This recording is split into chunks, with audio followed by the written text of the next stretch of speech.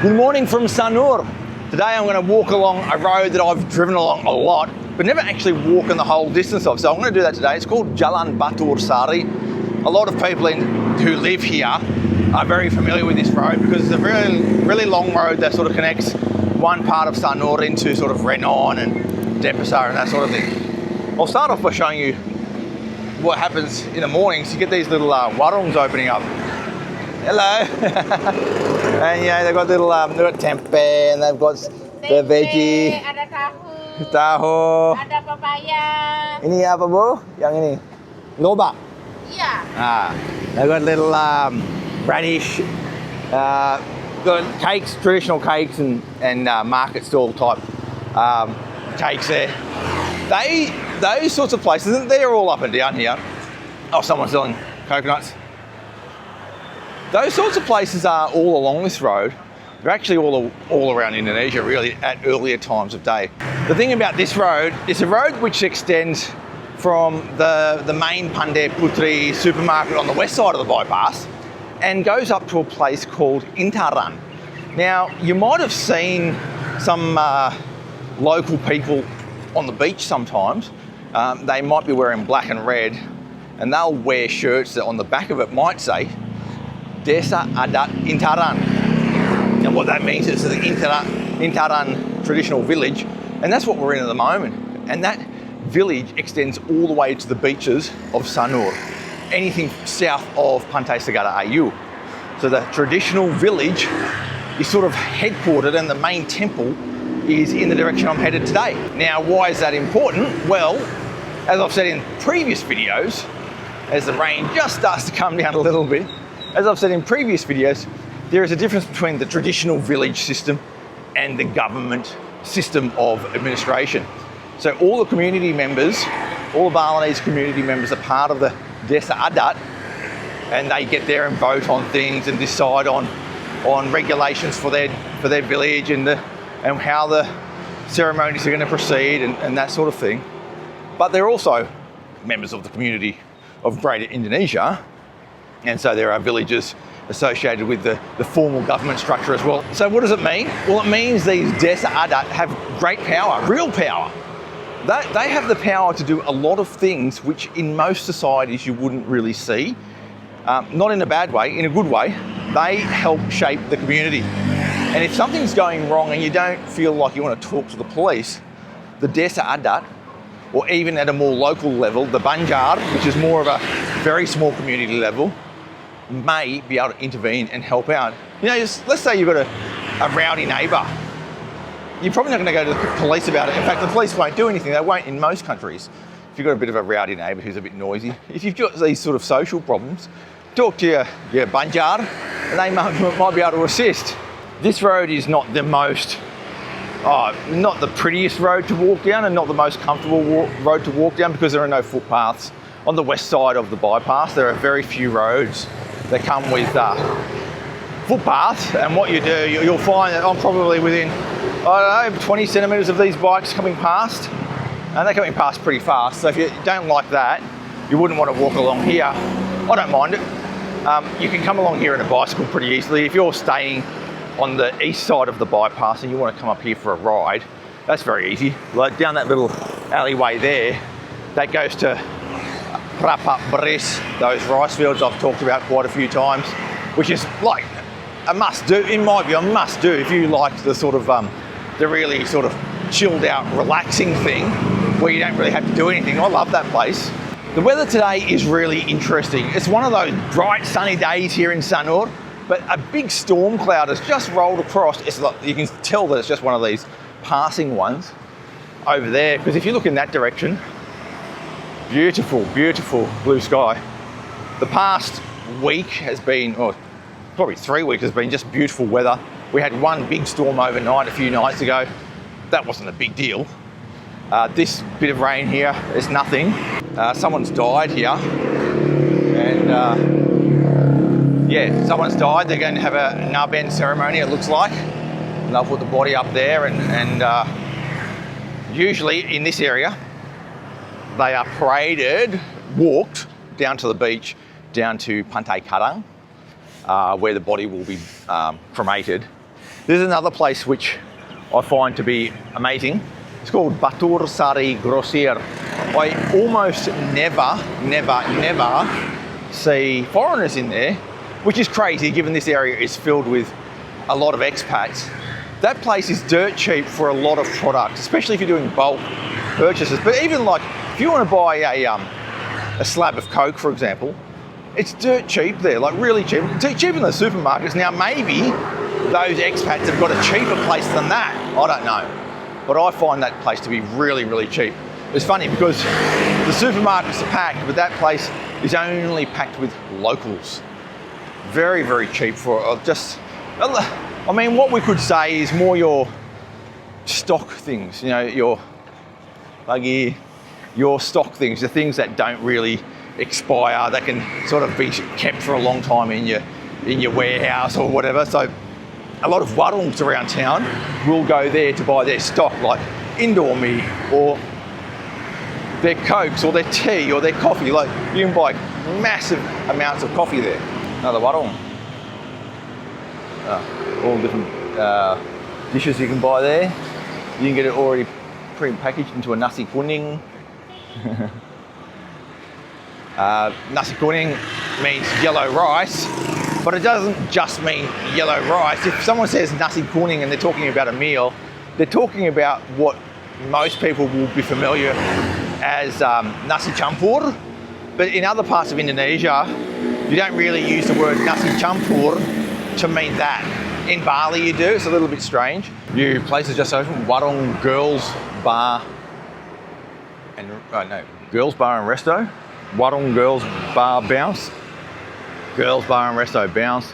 Bounce Girls Bar. Something like that anyway. There's a lot of different ways to spell it, but that's just open over there. I don't know if it's a girly bar or a girls bar. I've got a funny feeling it's for women. I'm not sure. Not sure if that's going to attract all the men anyway, isn't it? Keep going between rain and sun here. It's a little bit rainy now, but I can see over there, that's what they would normally use to burn a body, so for cremation. And I'm assuming the cremation is actually going to happen there. I don't know, because normally what you'll do, you'll scatter the ashes in the sea. So I'm not sure how that process actually works, but I know that there's a big, for some of the Banjar around here, they will go down to Pantai Karang to perform the cremation, but that one does look like it's going to happen right there on the side of the road at that particular temple. That's a classic in Bali, just when you think you've figured out a particular system and someone's told you this is the way something happens, it's always going to be different because each Banjar has their own little traditions and own sort of mini culture that they sort of perform to do their ceremonies, and they've got rules in place that sound like they're hard and fast rules and you'll be shamed out of society if you don't follow them, but in another village it's totally different and you're allowed to do it. Even things like Nyepi, which is the day of silence when everyone must stay indoors. That's the Balinese way. Well, if you're in the west of Bali, like it's a little bit looser around there. So if you're staying in the west of Bali on Nyepi, and I'm not saying this categorically because this is part of the point, you may be able to go outside the house even though the rules say you're not allowed to. Depends on what the local culture dictates. And you've got to really read the room. Sometimes it's hard because we're not so plugged in with it. If you're living here, you've got to make a little bit more of an effort. And I've got that wrong straight off. I thought the body was going to be taken down to the beach, like another village, which is only a few hundred meters from here does. The rain's just started coming down really hard now, just out of nowhere, even though you can see all the blue sky over there. So I just stopped into this little warung and the lady said, take a seat and have a coffee, and that's a great idea. Just on that, it probably pays to learn a couple of words, so if you get caught in these little situations, you can still function like, she says, do you want a coffee? Mau kopi. So that, you know, your coffee is an easy one to learn. Susu is milk, learn that, because she says, pakai susu, you pakai. Yang apese, yeah. Yeah, she was just asking me just then which one do you want. She just pointed to which one, that's easy enough. But yeah, pakai susu means use milk. Pretty simple. Pakai is a weird word because when I first started hearing the word pakai, the real word's pakai. But people say pakai because it's a little bit more informal way of saying pakai. And pakai means to use or to wear. And they'll use the word pakai this, pakai that all the time. One of the most useful words you're going to learn is pakai or pakai. And then, yeah, pakai susu. You can say that with sambal as well. Pakai sambal or jangan pakai sambal. Don't use sambal. Got my little instant coffee in a classic glass. That's the sort of like glass you would serve a coffee in Indonesia normally at a warung. When I'm at home, if I have a sachet coffee, I've got it in a big mug and it tastes really weak. But when you get these ones, these are super, super sweet, super strong. And they're like a shock to the system. I love it. This big bucket of ice was just delivered from a big truck, and now what they do, they package it up into their own little plastic bags to sell at the warung here. And they put it in their freezer over here. Obviously that you can buy it cheap in bulk and repackage and make a little bit of a profit. Pretty cool, eh? It's still raining. We've got to wait for this rain to go away. Actually looks to have been, looks to have set in a little bit more than it had before, although in that direction where it was really raining hard, it looks to have cleared up a little bit. So but at least another 5 minutes here and we'll get walking again. All right, we're going again. It's still raining a little bit, and in front of me there's a big black cloud with a little bit of blue beneath it, but behind me it's starting to fine up a little bit. One of those weird days. This dry season's got to be one of the weirdest dry seasons ever. It started off with rain every day, and then it fined up for 3 weeks. Had a big thunderstorm the other night, and then this rain. I mean, at the moment it's not totally weird because you do get that sometimes in the dry season where you get a day of rain, but that early start to that earlier on in the dry season when it was so wet, it was crazy. They actually called it, the Indonesian actually called it. Basically the wet dry season. They called it a dry season, which is wet, which is a strange thing to say, but that's what they called it anyway. It's called kemarau basah. That there is truk sampah. The typical sort of rubbish truck you have here in Sanur. Different, when I was in Java, it was different to that. There was a guy with a cart, a hand-pushed cart that he'd pull around the streets and pick up everyone's rubbish, and he'd do that daily and take it to some sort of other point where it then gets loaded up onto a bigger truck and then taken to the main point. So we're now at the end of Jalan Batur Sari, and that T intersection comes to a road called Jalan Danau Tondano. We're going to turn left here. If you turn right, that gets you down to the bypass. If you turn left, it gets you to the main temple, gets you to the market and that sort of thing. So we'll go across here, try and not get run over. Up at this little area, this sort of section here is like a little, because it's close to the market, there are lots of interesting little stalls around the market that are not actually inside the market. Yeah, they've all crowded down here because that's where everyone's coming in the morning. Like you've got a little fruit salad stall there. He'll cut you up stuff on demand if you want, or he's got pre-packaged stuff that he's already done for you. You've got little food stall there selling all bits and pieces of, well, I mean, we call it lauk pauk, basically, I don't know. We sometimes even call it sayur, but it might not, sayur means veggie, but it might not even be veggie. It's like dishes, I guess, is probably a better way to say it in English. It's difficult sometimes because there are words that are used that do have a direct translation, but it doesn't make sense when you directly translate it. Like, so sometimes I sort of struggle because I've learnt some of these words.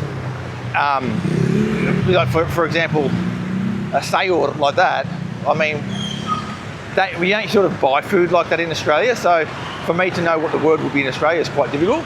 Well, you see there is a little tower, and then the Balai Banjar. That's basically where the really local village sort of headquarters is, the Banjar.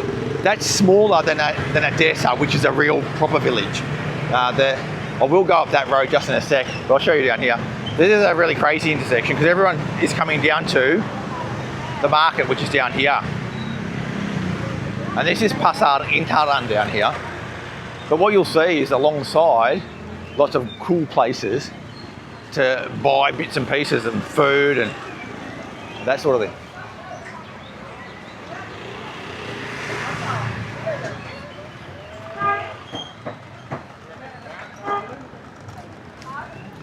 That's another one of those grossier. That's like a wholesaler. It's like a bit like the Batur Sari grossier that I talked about. That could even be cheaper. I don't know. Lots of little dry food and stuff in there, biscuits and so forth. Mainly for temple offerings, I think. A couple of freshly killed chickens there. I always find the markets to be very interesting and a bit of a hive of activity, but I often like to come here, not because of the actual goods that you can buy, but because what you can also get is like that. This has got terang bulan mini lo bosk martabak. Yeah. I got something there as well. So that, if you see terang bulan, that basically means martabak manis. That's basically a sweet crumpet. That's the best way to put it in English, I think.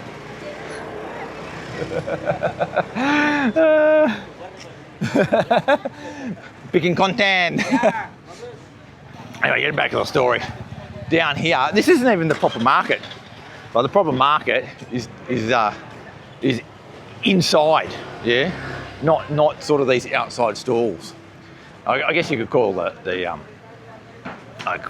you could call it part of the market, but it's not really.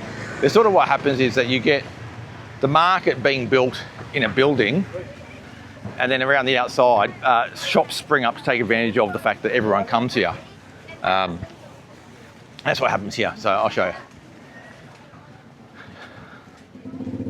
Yeah, your signs for Pasar Intaran is there, and that's where you go into, probably butchery and that sort of stuff. I'm not going to go in there because it's not really, for me, it's not really interesting in there. Like you won't see anything that you haven't seen before. The interesting stuff for me is like the little snacks and stuff that you can buy on the side of the road, like the martabak there or whatever. And the rest of it's just like, so just in one of the car parks down here at the market, there's a place called Mentingen, all right? That place there, I've never been to it, but it's got a really good reputation with the locals. So if you're looking for something real local style down near the market, that place is something you have to try out. I know it's going to be good, even though I've never been there. Like seriously, it's one of those places that if a lot of people are suggesting it, you know it's going to be a good one. Ooh, sate. Sate apa? Sate babi. Ooh, pasti enak ya. Enak sekali. Yeah. Mantap nyos. Mantap nyos. With satay here, there's so many different types and styles. It doesn't always have to have a satay sauce. For example, satay babi will never have, like that satay babi will never have a satay sauce on it. It's a different style of satay. It's basically just grilled cubes of pork and fat. Whereas if you get like a satay from Madura, which is an island off the coast of Java, that's usually going to have a peanut sauce and some sweet soy sauce accompanying it. It won't be smothered, but you can dip it like that. And the meat will often be goat or sometimes beef or chicken. Whereas with the Balinese, of course, it's usually, they usually do on pork. Right, so we're back to the go-go fried chicken in the Banjar, and we're going to go across. So you immediately sort of feel the strong village vibe here. Just, so close to the beach of Sanur. Most people can get here with a less than a half an hour walk, maybe a 20-minute walk. Like, it's so close. This is real life here. And it's easy enough, like a lot of people, like a lot of foreigners live in this area, but it's easy enough to stay here in like an Airbnb or something as well, or get on booking.com and find one of those sort of homestays or something. Heaps of them around here, a lot cheaper, a lot better value for money. The main drawback, and this is a big drawback, is that you're not within walking distance of all your favourite warungs and cafes on the beachside, and you're not really like walking distance to the beach. Well, you could. You sort of have to cycle. If you like to cycle, you're sort of coming here maybe for a 2-month stint. This is a great place to stay, honestly. I love it over here. But I guess it's different as well because, I don't know, depends what you're used to. I don't know what that is. That is Banjar Abian Timbul. That's part of that whole, maybe a different Banjar. I'm not sure if it's the same Banjar as the other one I just showed you. But yeah, depends what you're used to. Like I'm sort of a little bit more used to this style of living because I've done it for a long time. So it's not shocking to me and it's not frustrating or anything, but I can imagine for some people, if you're coming here on holiday for a week and you come over here, you'll hate it. You might, well, you're not definitely, but you might hate it, you know? So I understand that as well. And not everyone's the same. People like different things. You might choose to come on a holiday just to go and have beers by the beach, and that's fine, absolutely fine. I think that's wet concrete down there. So we'll try and avoid that, and then they've got a truck up here, which I'm gonna have to get out on the road and dice with the traffic Let's have a look. Oh, that's not the. Oh, that's not the garbage truck. Oh no. Run there so I don't get run over and don't impede traffic. Yeah, there's the sorts of things. If you're coming on a week holiday, you don't want to deal with that. But I don't. I like it. But that is a good point though. If I go on a week holiday myself, I don't want to be sort of dealing with this sort of stuff either. But you know, if you're here for a little bit longer, it's something quite nice, real and authentic about it. This here is a Jamu seller. They've got all different types of Jamu. And Jamu is generally like a herbal drink. So they'll mash up a whole range of herbs, spices, roots, ginger, turmeric, all that sort of stuff. And people use it when they're not feeling well, or sometimes just as like a health tonic. That's a good one to try if you want to give a traditional drink a go. This guy's giving me a wave. Hello. You want money? No, I don't have no money. Sorry, mate. Nah, sorry, mate. No money. Yeah, so that's the story with Jamu. It's getting really dark now, so I'm taking my sunnies off like it's... I think the heavens might open up straight above me. Let's have a look at this here. So this is the main area of the Desa in Taran. So here we go. Pacentokan Desa Pakraman, basically the traditional village. And this is where the central area of the Desa adat in Taran is. You have a big temple over there that all people in Sanur, you know, it's an important one for them. So even if you live beachside, that's an important one. And this is where it sort of all happens for Desa in Taran. So that's sort of like a little backstory about why Desa in Taran is something really important and something that we really should know a little bit more about, because Desa adat in Taran is where we live, where we come on holiday. And these people, these local people, are the people looking after traditional values of this whole area. It's pretty important. And with that said, it's time to wrap up this video. Thanks for coming along for the ride today, and thanks for watching. Make sure you hit that subscribe button to keep up to date with all things Sanur and the rest of Indonesia. I'll catch you next time. Sampai jumpa.